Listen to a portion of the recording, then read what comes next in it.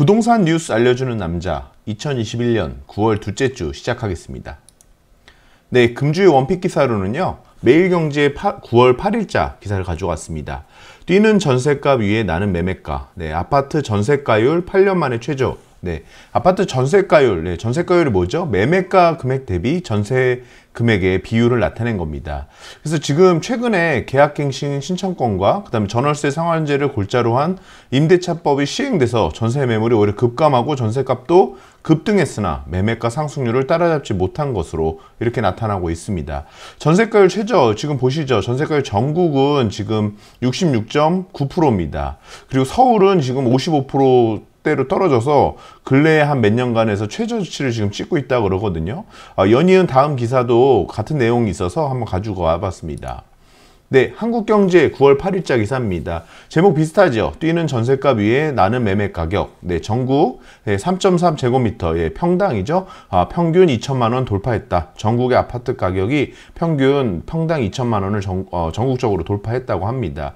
보시면 여기 전국 매매가 지금 2천만 원, 그리고 전국 전세가 1,200만 원으로 거의 한 60%에 거의 가깝네요. 네, 전국적으로는 지금 60%대에 이미 아까 말씀드렸듯이 전세가율 형성돼 있고요. 서울 같은 경우는 이미 4,500만 원, 그리고 전세가 같은 경우 2,400만 원으로 아까 한 55% 정도 됐죠. 그래서 지난달 전세가율이 전국이 66.9%, 지금 서울이 55.3%로 2013년 이래 가장 낮다고 합니다. 하지만 종로, 성북, 그리고 중구, 관악, 은평, 중량구 등 전세가율이 상대적으로 높아서 매매 가격이 추가 상승 여력이 있는 곳도 있다고 합니다. 조금 연이은 기사 계속 지금 세 번째 기사까지 좀 가져와 볼 건데요. 동아일보 9월 8일자 기사입니다. 무섭게 뛴다. 전국 아파트 3.3제곱미터당 2천만 원 넘어. 네, 연이어서 지금 세 개 지금 같은 내용이죠. 그래서 지금 전세가율은 떨어지고 매매가 상승률이 더 높고 가파르다라고 얘기하고 있고요. 수도권의 폭등세, 일부 지방으로 확산세가 지금 느껴지고 있다. 그리고 경기, 인천, GTX, 호재 등으로 급등하고 있고요. 서울은 평당 4,569만 원까지 집값이 고점에 가까워지고 있다는 경고도 나오고 있다. 예, 연이어서 말씀드리고 있습니다. 지금 금리 상승하고 있고요. 집값에 대한 어느 정도 조정이 다가올 수는 있지만 기본적으로 수요하고 공급이 해결되지 않는 상태에서 고점이 무조건 다가왔다라고 보기는 조금 신빙성이 떨어지는 것 같습니다.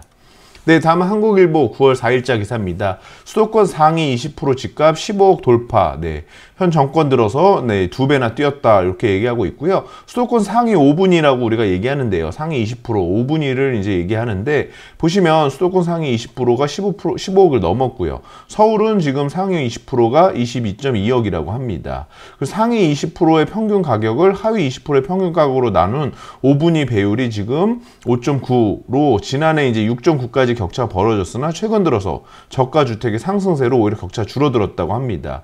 그러니까 이게 지금 어떻게 보면 상승세가 더 가파라지니까 저가도 다 끌어올리니까 이게 줄어드는 거지 금액이 떨어져서 줄어든 거 아니라는 거 보시면 아실 수 있겠죠. 그래서 5분위 평균 가격이 지금 계속 꾸준히 지금 뭐 몇 년 사이에 이렇게 올라가는 거 정말 가파른 곡선인 것 같습니다. 그래서 근본에 지금 2016년부터 시작된 요 상승장이 언제까지 이어질지는 조금 더 지켜봐야 될 것 같습니다. 다음은 매일경제 9월 4일자 기사입니다. 네, 조금 다른 내용인데요. 네, 임대료 못 받아도 시세차익 기대에 경매에 몰려 이제 지금 돈이 많이 풀려 있으니까 상가 경매까지도 낙찰률이 이렇게 올라가고 있고요.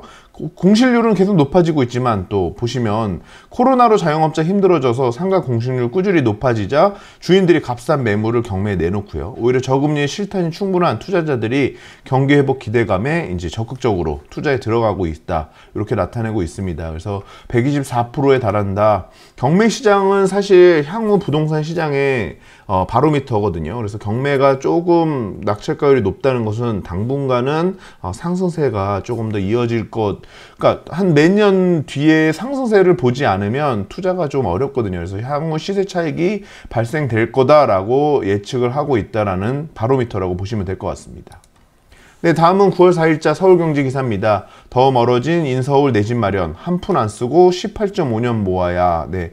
18년 하고도 6개월이 걸린다고 합니다. 네, PIR 지수라고 얘기하는데요. 저희가 기본적으로 가장 많이 보는 게 아까 말씀드렸지만 전 이제 소득 구간을 100에서 20%씩을 쪼갭니다. 그래서 가운데 있는 3분위, 우리가 얘기하는 3분위 소득 가구가 이제 3분위 가격의 주택, 마찬가지로 주택에서도 평균적인 3분위 주택을 사려면 걸리는 시간을 나타내는 PIR 지수를 우리가 가장 의미 있게 보는데요. 이 PIR 지수가 18.5로서 18년하고도 6개월이 걸린다고 합니다. 하명진 직방의 랩장님은 이제 소득 대비 주택 가격의 비율 상승은 근로소득보다는 자산소득이 가파르게 올라 근로의욕을 꺾는 문제가 있다. 이렇게 지금 연이어서 말씀드리고 있습니다.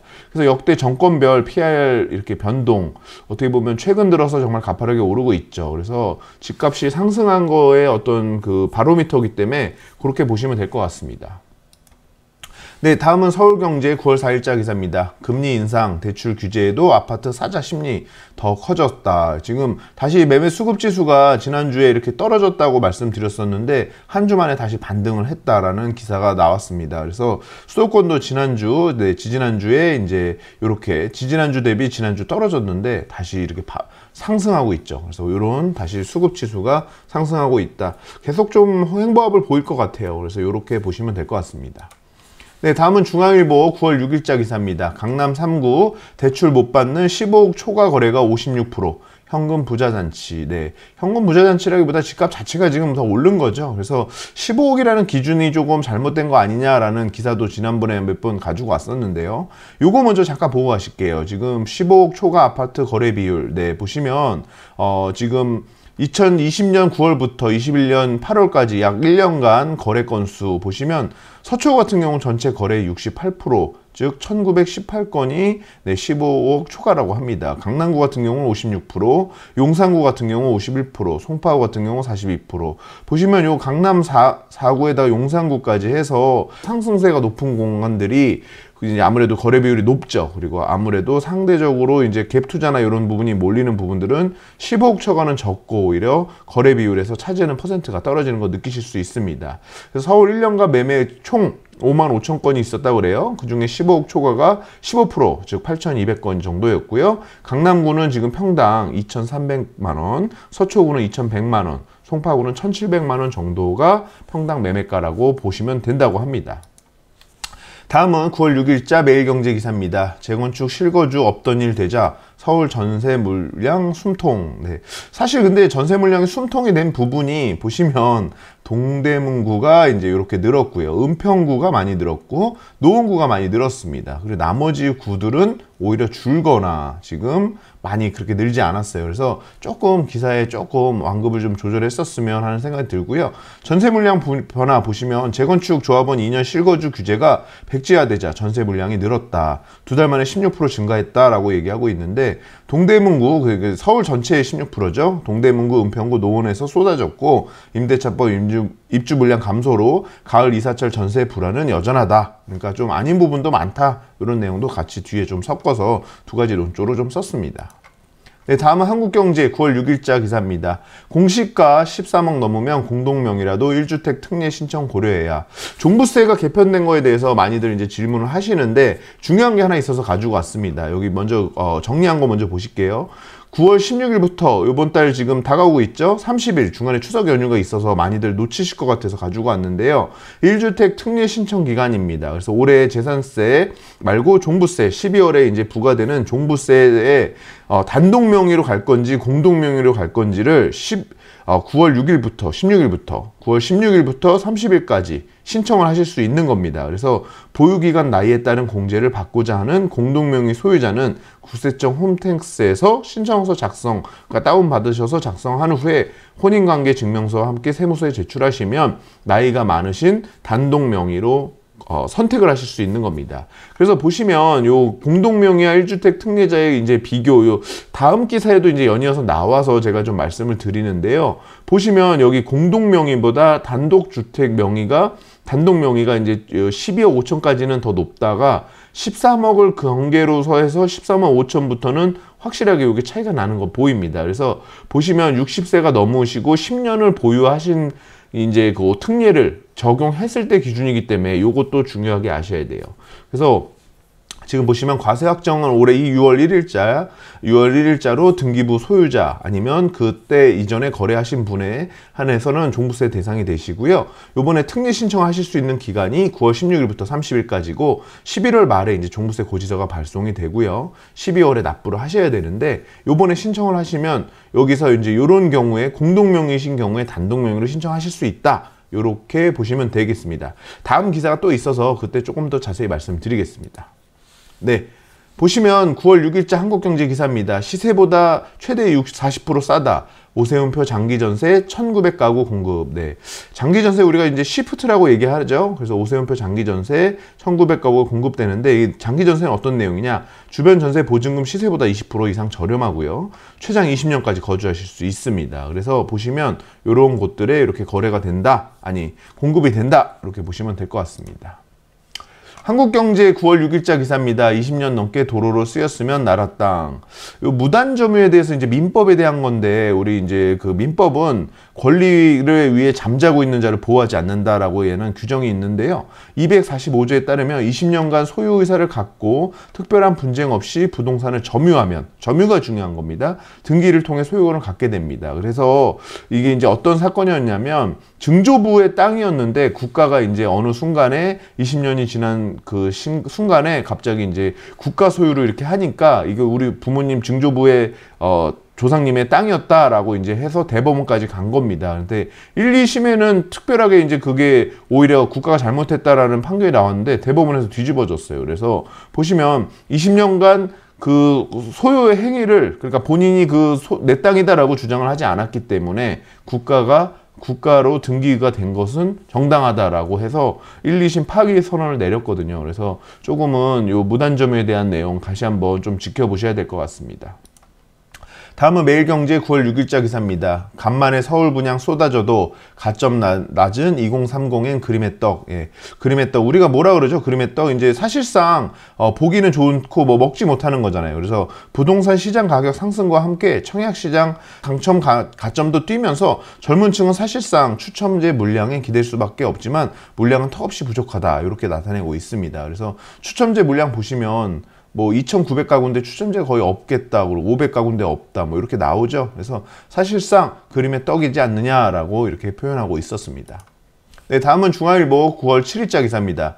재건축 부담금 폭탄 올 것이 왔다. 네, 초과이익 환수제 얘기죠. 그래서 재건축으로 조합원이 얻은 이익이 인근 집값 상승분과 비용 등을 빼고 가구당 평균 3천만 원이 넘을 경우 초과 금액의 최고 50%까지 부담금을 환수하는 제도입니다. 준공인가 시점하고 추진이 설립 승인 시점에 가격을 비교해가지고 이익을 계산하는 게 문제가 좀 있다라고 저희가 연이은 기사에서 말씀드렸던 게 있어요. 그리고 이게 준공 시점과 추진일 기간이 10년이 넘어가게 되면 준공 시점에서 거꾸로 10년까지만 계산을 하기 때문에 그 시점에 집값이 떨어져서 상대적으로 시세 차익을 많이 본 것처럼 하면은 불리한 거고, 오히려 그때 집값이 올라가서 공시지가가 올라가면 이익이 적으니까 오히려 유리한 그런 문제점이 있다라고까지 얘기를 드렸습니다. 그리고 서로 가구별로 이게 이제 분할 기준이 명확하게 없다 보니까 구입한 금액들이 다른데 초과이익 환수제는 그냥 n분의 1로 나누게 되면 이게 서로 뭐라 그럴까요? 그냥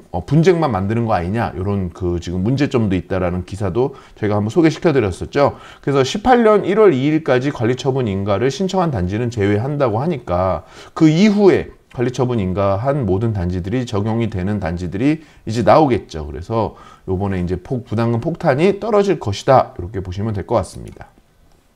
다음 한국경제 9월 7일자 기사입니다. 마찬가지입니다. 네, 부담금 쇼크죠. 그래서 지방자치단체는 준공 이후 4개월 이내에 초과이익 환수제에 대한 재건축 부담금을 부과하고 조합원은 부과일부터 6개월 내에 부담금을 납부해야 되니까 총 10개월 만에 모든 거 결정이 되는 거죠. 그래서 강남 5개 단지를 가구당 해보니까 4억에서 5억까지 나오더라, 이렇게 얘기하죠. 그래서 반포 1단지가 가구당 예정액이 4억 플러스 알파. 가격 급등한 재건축 부담금 쇼크 현실로. 결국은 이제 재건축이 점점 일어나지 못하게 만들 거라고만 좀, 그래서 오히려 매물 장려 현상을 더 만들 거다라는 그런 비판적인 시선도 있는 그런 지금 초과이익 환수제 제도입니다. 네, 다음은 중앙일보 9월 7일자 기사입니다. 감정가 5억 8천 아파트 9억 7천에 낙찰. 네, 경매 광풍. 네. 이게 사실 이게 감정가가 낮은 것이 시세를 못 반영하기 때문에 이렇게 된 것도 있는데요. 지금은 이제 문제는 뭐냐면 최근 그 낙찰가가 보면 실거래가보다 높다라는 겁니다. 그래서 향후에 워낙 집을 사기 어려우니까 매물이 없고 그러면 그냥 낙찰가가 오히려 실거래가보다 높은 경우도 나오는 그런 경매 광풍 현상이 벌어나고 있다. 그래서 전국 아파트 법원 경매 낙찰가율이 역대 최고치를 갱신 중이고요. 최악의 주택 공급난으로 내 집 마련을 원하는 실수요자들이 경매 시장에까지 눈을 돌리면서 지금 어떻게 보면 기한 현상을 일어나고 있는 겁니다. 그래서 아직까지 이 공급이 부족한 부분이 시장은 아직까지도 그 부분에 대해서 집값이 하락으로 이어지지 않을 거로 보고 있는 그런 수요들이 많이 투자 수요나 뭐 실수요나 아니면 투기 수요까지도 있는 것 같습니다. 매일경제 9월 7일자 기사입니다. 공시가 13억 아파트 종부세, 60세 부부 15년 보유된 단독 명의가 불리하다. 아까 전희연 유리하다고 그랬죠? 전희연 기사에서 좀 말씀드렸었죠. 그래서 조금 디테일하게 좀 들어가 보겠습니다. 그러면 보시면 종부세가 두 가지로 우리가 이제 공제를 해서 최대 80%까지 해주는데요. 보유 기간하고 연령입니다. 그래서 보유 기간이 따라서 20에서 50%까지. 그래서 자세히 보시면 5년 이상에서 10년 미만이 20%, 10년 이상에서 15년 미만이 40%. 15년 이상이 50%까지 공제를 받으시고요. 고령자는 60에서 65세까지가 20%, 65 이상 70세 미만이 30%, 70세 이상이 40% 해서 요 50%하고 이제 40% 더하면 최대 90%잖아요. 근데 최대 80%까지 그렇게 공제를 해주는데 공동 명의가 지금 공제가 6억에서 각각 6억씩 되니까 12억이죠. 근데 단독이 11억입니다. 그러니까 그거보다 요 공동 명의는 근데 요 보유기간하고 연령명 공제를 안 해주다 보니까 보유기간이 길고 고령자일수록 단독 명의가 유리해서 그 금액이 얼마냐 이렇게 지금 시나리오를 따져보는 거예요. 그래서 12억 7천이다, 뭐 13억이다, 뭐 조건에 따라서 다른데 그 60대가 안 된 사람들은 해당이 안 됩니다. 그래서 저희 같은 경우는 아직 공동 명의가 유리한 것으로 저도 알고 있고요. 60세가 넘어가시고 10년이 이상 이제 보유를 하셨으면 12억 5천 정도가 넘어가면 이제 계산을 해보면 어느 쪽이 유리한지가 나오거든요. 그래서 그거에 따라서 아까 말씀드렸지만 9월 16일부터 30일까지 2주 동안의 기간에 신청을 하셔서 종부세를 조금이라도 절감하시는 혜택이 필요할 것 같습니다. 네, 다음 한국경제 9월 7일자 기사입니다. 10년 살다 미리 정한 분양가로 내 집 마련, 누구나 집, 누구나 집이죠. 수도권 6곳에 6,075가구를 공급하겠다. 근데 이게 좀 말이 많습니다. 지금 한 4개인가 3개 정도의 기사를 연이어서 가지고 올 건데요. 보시면 누구나 집, 무주택자가 집값의 10%의 보증금을 내고 10년간 살다가 입주 때 사전에 정해진 분양가, 이게 사전에 정해진 분양가입니다. 집을 장만할 수 있는 분양가 확정, 분양 전환형 공공지원 민간주택 임대 서비스, 이게 누구나 집 시범 사업이라고 합니다. 좀 어렵죠? 다시 한번 읽어봐 드릴게요. 분양가 확정, 그러니까 나중에 분양을 받을 수 있는 금액이 확정된 분양 전환형, 나중에 분양을 받으시는 공공지원 민간임대주택, 인간임대주택인데 분양을 전환받으실 수 있고요. 분양가는 미리 확정이 된 겁니다. 라고 돼 있는 게 누구나 사업입니다.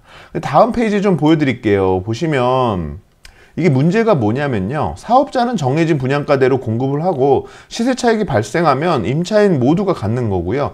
오히려 집값이 내려가면 임차인은 포기해버리고 사업자가 손실을 떠안는 구조니까 과연 누가 건설사가 이게 참여할 것이냐라고 벌써 기사가 나오고 있고, 보시면 이런 가구수 배치들이 수도권에 상당히 좀 먼 곳에 배치돼 있어요. 그래서 과연 그 실효성이 있을까라는, 어떻게 보면 그냥 물량만 맞추기 아니냐라는 벌써 비판적인 기사도 지금 다음 기사도 가지고 왔습니다. 땅 재원 공공의 의존 시장 안정행 글쎄, 아까 말씀드린 거고요.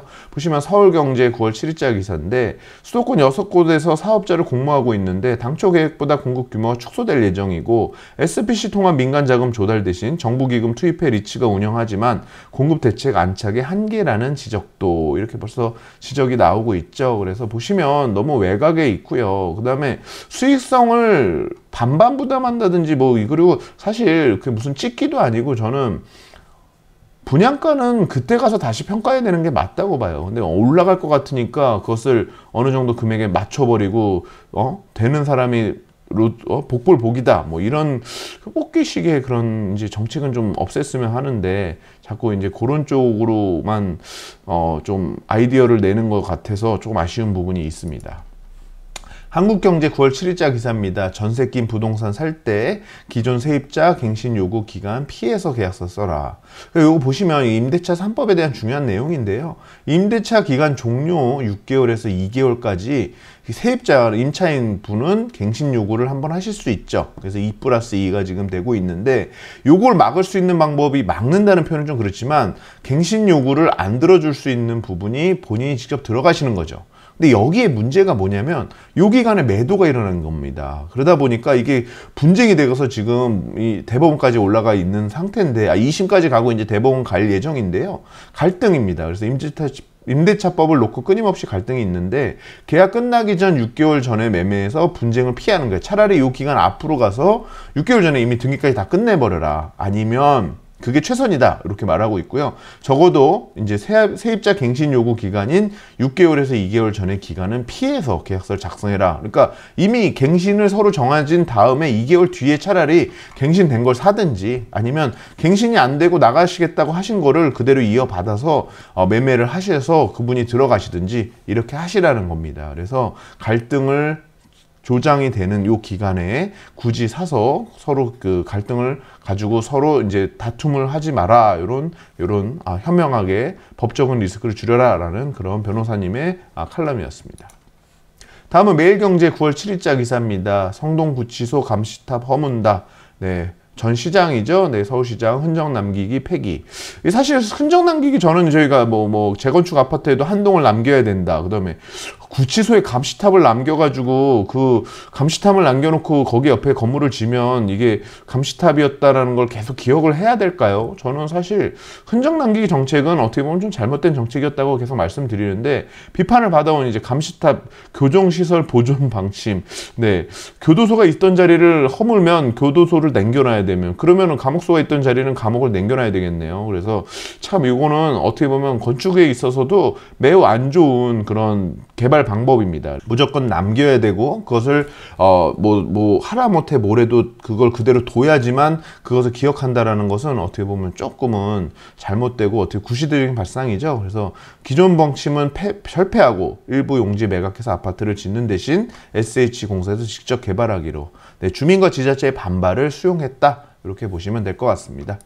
네, 다음은 9월 8일자 한국경제 기사입니다. 오랜만에 좀 최근에 하도 ESG, 뭐의 약자인지 모르시는 분도 많으세요. 그래서 Environment, Society, 그 다음에 Government, 그래서 지배구조, 그러니까 기업의 지배구조거든요. 그래서 환경사회 지배구조에 대한 지표입니다. 그래서 기업들이 지금 그런 부분에, 대기업이 이런 부분에 대해서도 해야 된다. 그래서 기업의 사회적 가치, 이런 SK 회장님 같은 부분이 이제 들고 나오셨죠. 근데 보시면 건설사들이 친환경 아파트 단지 조성에 적극적이다. 왜 그럴까요? ESG 점수도 높이고 자기네 브랜드의 이미지도 고급화할 수 있어서 두 마리 토끼를 잡을 수 있기 때문이다 라는 긍정적인 메시지를 던지고 있다, 보시면 됩니다. 대형 건설사들이 선보인 친환경 단지, 그래서 보시면 최초 제로 에너지 단지, 그 다음에 C2 하우스 가변형 벽식 구조를 적용했다, 그 다음에 교동 7공원을 조성했다, 그 다음에 클린에어 시스템. 네, 정말 다양하게 ESG를 더 받으려고, 그리고 브랜드 이미지 높일 수 있잖아요. 그거는 어떻게 보면 수주로 연결되는 거죠. 이제 환경을 생각하는 그런 이제 건설사들이 더욱더 많아지고 있는 긍정적인 그런 패러다임의 변화를 나타내고 있어서 가져와 봤습니다. 다음은 중앙일보 9월 8일자 기사입니다. 규제 무풍지대 전세자금 대출까지 죄나, 네, 정부 제한 검토.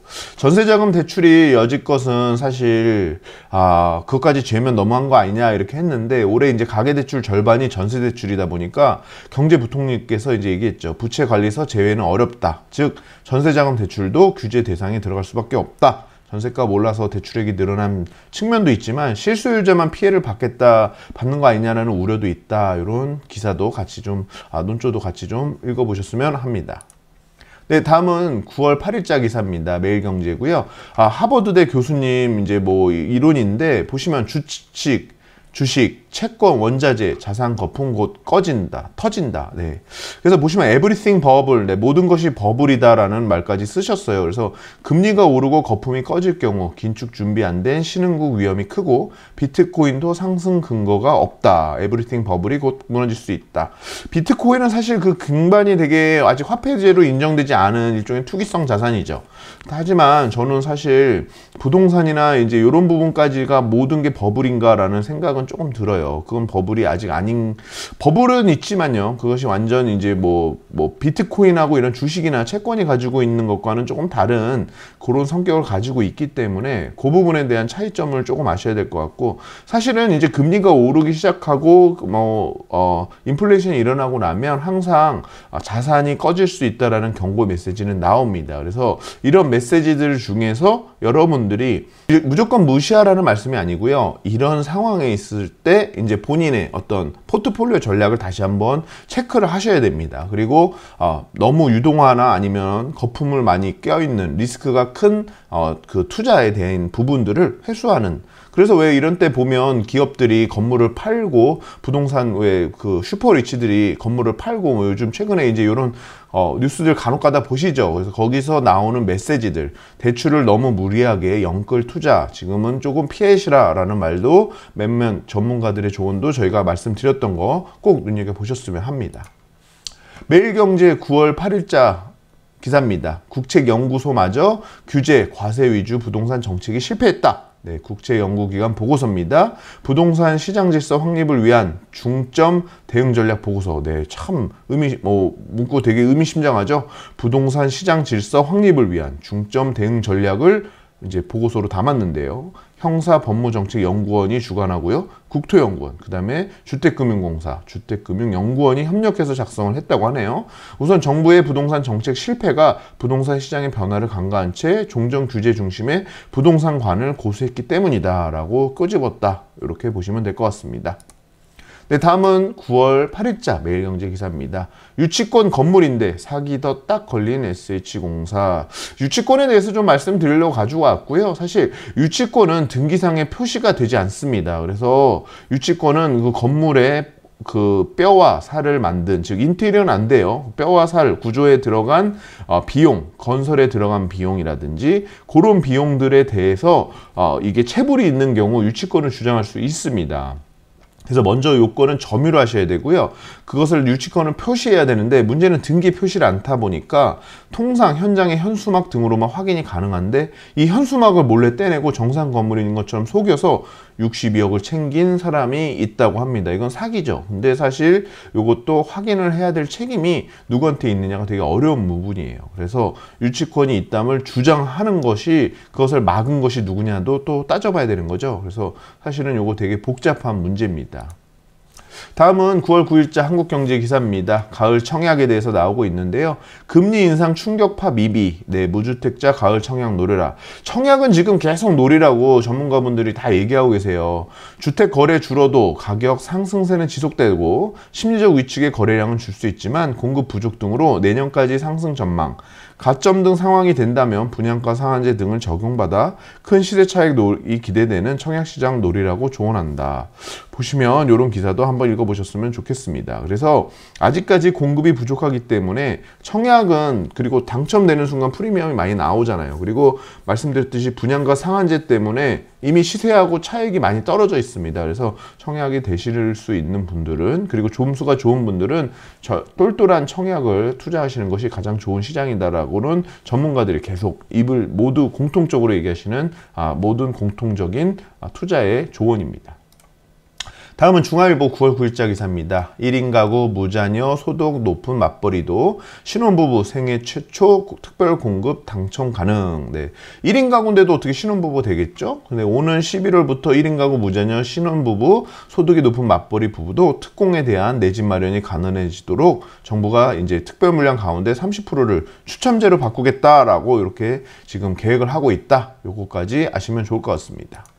네, 다음은 9월 9일자 한국경제 기사입니다. 서울 빌라 지하층도 전셋값이 1억이 넘었다고 하네요. 지하층이 전셋값이 1억이 넘었네요. 국토부 이제 통계 분석 결과 올 들어 지난달 말까지 거래된 서울 시내 전용 60제곱미터죠. 약 한 20평이 조금 안 되는데 빌라 지하층 평균 이제 보증금은 1억으로 집계. 그래서 서초구가 가장 비싸네요. 서초구가 사실 빌라가 많아요. 그래서 1억 7천, 네, 1억 7천 정도로 평균 전세금이 최고다. 이렇게 보시면 될 것 같습니다.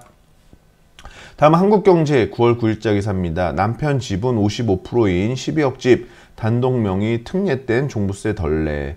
이게 말씀드렸죠. 이게 연령과 이게 어느 거에 따라서 이게 12억이 되기도 하고 13억이 되기도 한다 말씀드렸는데, 부부 공동 명의 이제 주택 지분 달라도 1주택 특례를 받을 수 있으니까 9월 16일부터 30일까지 꼭 신청을 하시라고 아까 말씀드렸어요. 연령과 보유 기간 고려해서 공제 많이 될 것으로 예상되는 납세자들은 선택이 가능하니까 꼭 선택을 하셔서 30일까지 신청을 넣으셔야 되겠습니다. 다음은 9월 9일자 중앙일보 기사입니다. 대출 조이기 효과, 가계대출 증가세 꺾였다. 사실 대출 지금 너무 받기 어렵죠. 그래서 많은 분들이 대출도 어떻게 가능하지 않느냐라고 하는데, 은행권에서는 지금 되게 힘들다고 그래요. 그래서 가계대출을 거의 어렵고 이제 사업자나 법인대출 외에는 거의 어렵다라고까지 말씀을 하고 계세요. 그래서 한국은행에 따르면요, 가계대출 8월 6조 2천억 증가로 7월 증가폭보다 급감했다고 하고요.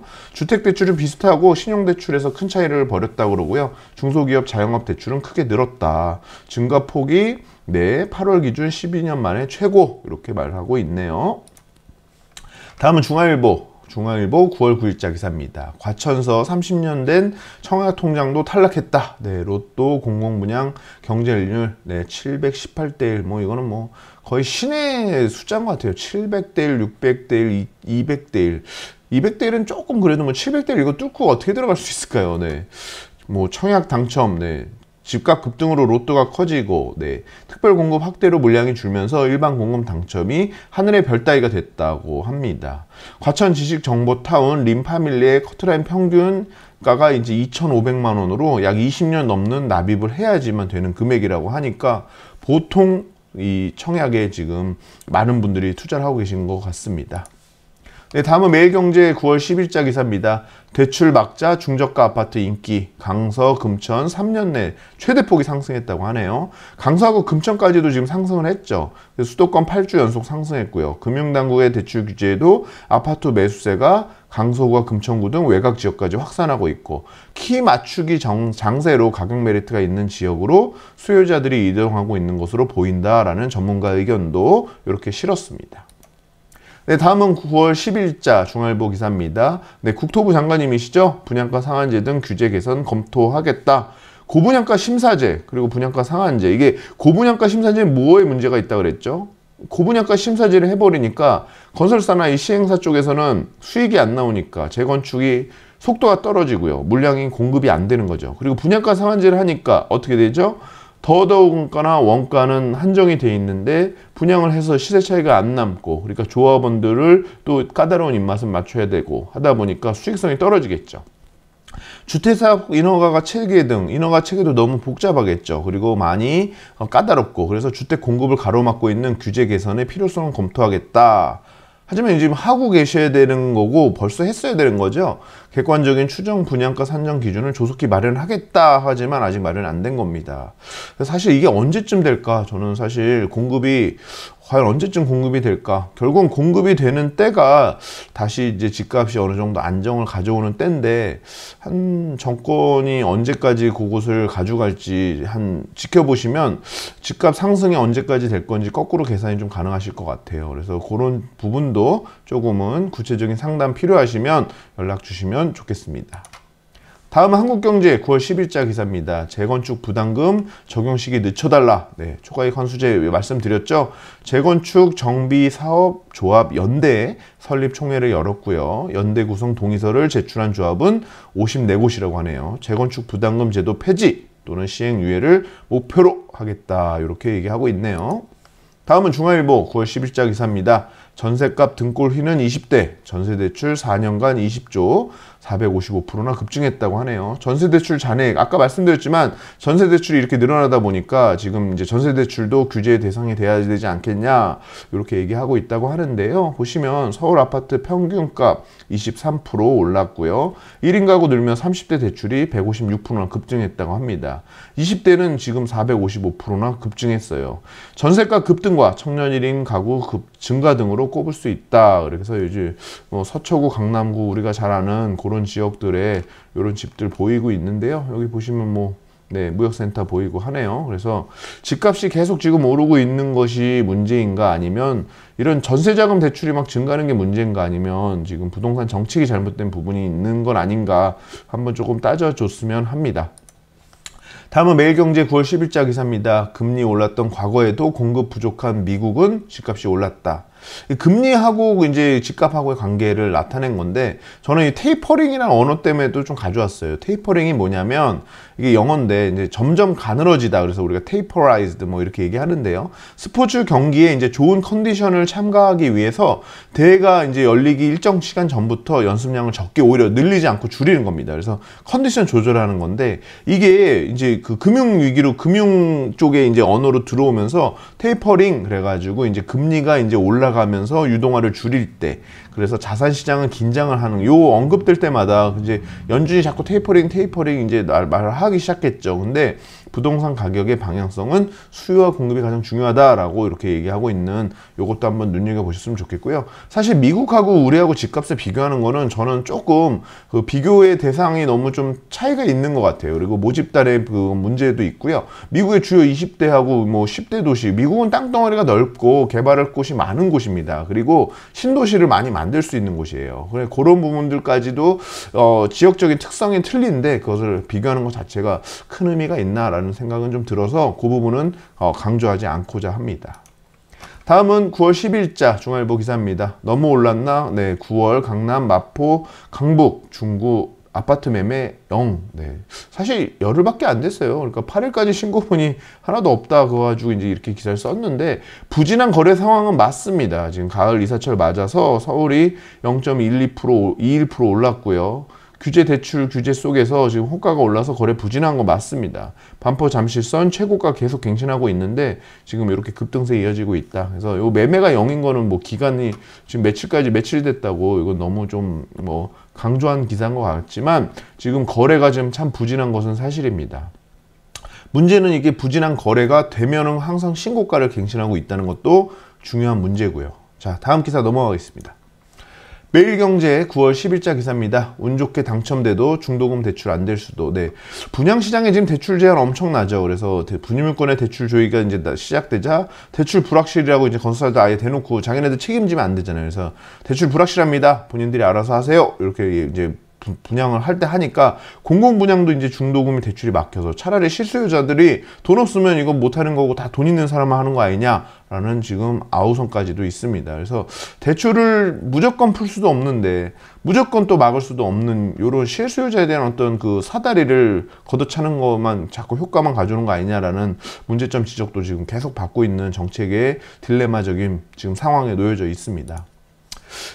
9월 10일자 한국경제 기사입니다. 꺾이지 않는 서울 집값, 강서구 노원 제치고 상승률 1위.